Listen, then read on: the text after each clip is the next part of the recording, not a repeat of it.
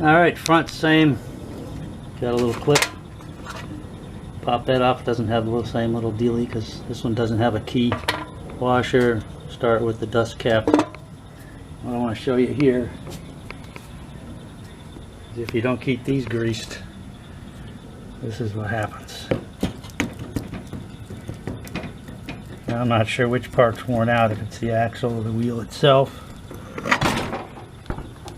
But these actually have a grease fitting on the inside that you can get to by turning the wheels all the way one way and reaching up under there. So that needs to be greased. Kingpins need to be greased.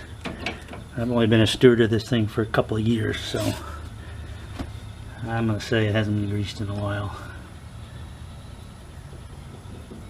I think I greased it probably once when I got it in 2020. That's probably it. I'm ashamed, but I don't know which one of those pieces are worn out, but I'm just going to keep going because yeah, it's a lawnmower. But we're going to squirt some grease in there, put some more grease up in there. We're going to cover this thing in grease and grease that up there. Pop this sucker back on. And well, actually, I'm going to wash this whole thing out first. But, not going to worry about it too much, but that's what happens if you don't keep it serviced. They wear out. So here's my owner's manual. It actually has a parts manual in it. So I decided, why don't I just go ahead and see if I can do this right. So in here, parts breakdown at the back page here on 49. There's a little section on the wheels and tires. And that decal, look at that. So this section right here shows you all that stuff. Item number 7.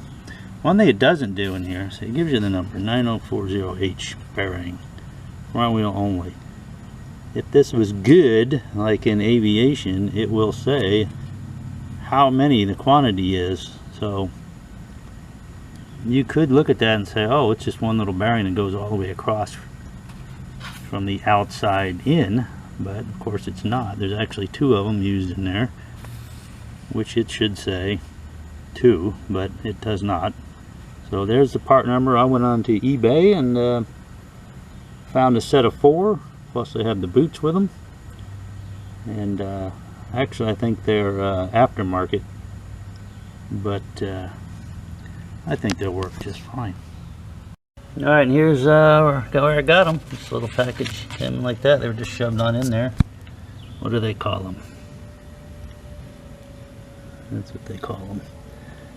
1, 2, 3, 8, 11. And they give you basically the alternates is what it is. So you always want to make sure the alternate is that number listed there somewhere, because a lot of these things you put this number in the search box and it'll bring up all kinds of stuff that just are wheel bearings, bushings, whatever, and they don't actually apply to what you punched in there. So you got to make sure it has that number you're looking for.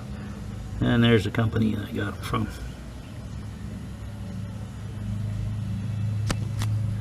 So there we go. Alright, so one of the cool things about having the actual manuals for one of these mowers, now you can tell how wore that tire is off to the side. That's how bad the bearings were worn in this thing. So it's not going to last forever. But I'm not turning around. I did, however, go to my manual and look up the parts, and it turns out supposedly these are the bearings that go in there.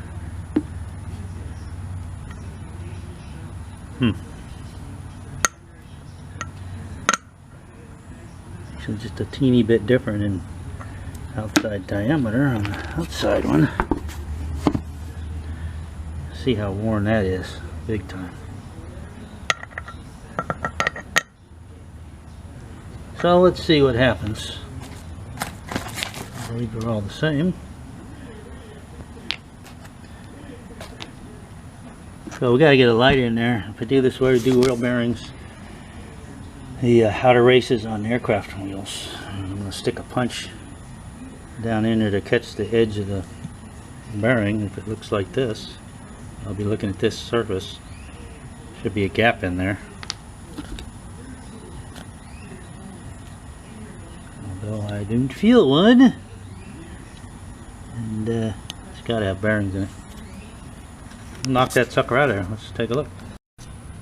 Alright, hopefully this won't fall over. Oh, I looked down there and there is a gap in there.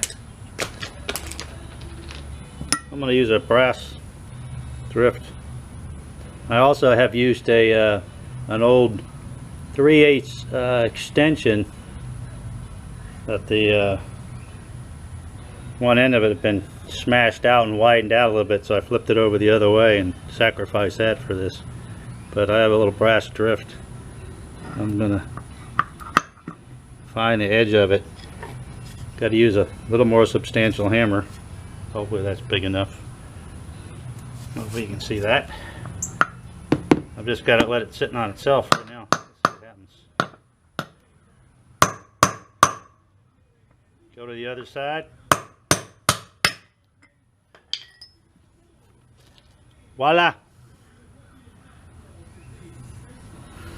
There she is. Lo and behold. Looks a little different, don't it? Interesting. That's the right one. Now their replacement is what they are, but it looks like it's going to fit, so I'm going to do the same thing on this side.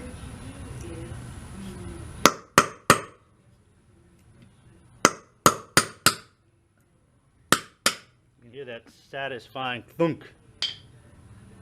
And it comes out of there. Alright, there's that one. I'm going to go ahead and clean all the grease out of there. In fact, I'm going to take one of these new ones and go put it on the axle, make sure it's the right size. I'm pretty sure it is. Then I will basically going to tap them right back in there. Same way they came out. Just with the little hammer. Alright, let's clean that up. Now that's what I'm doing, is pushing a rag through from one end to the other. Using my little drift. Yuck.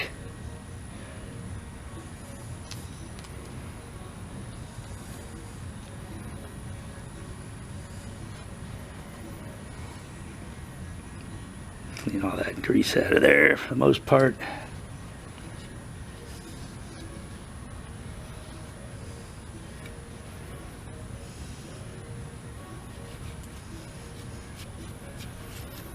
Didn't clean it up perfectly. Do a little paint touch up. But that's getting out. It's just going to be filled full of clean grease anyway. Okay, let's see if we can just keep going one take here.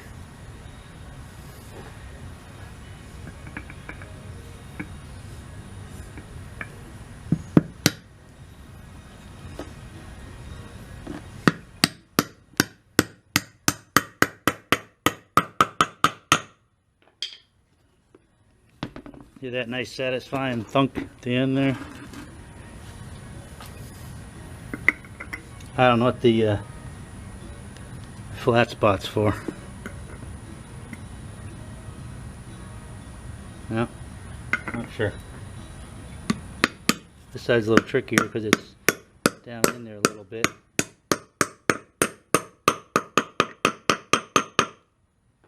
So that one's done. There we go. New bearings. Do the other side.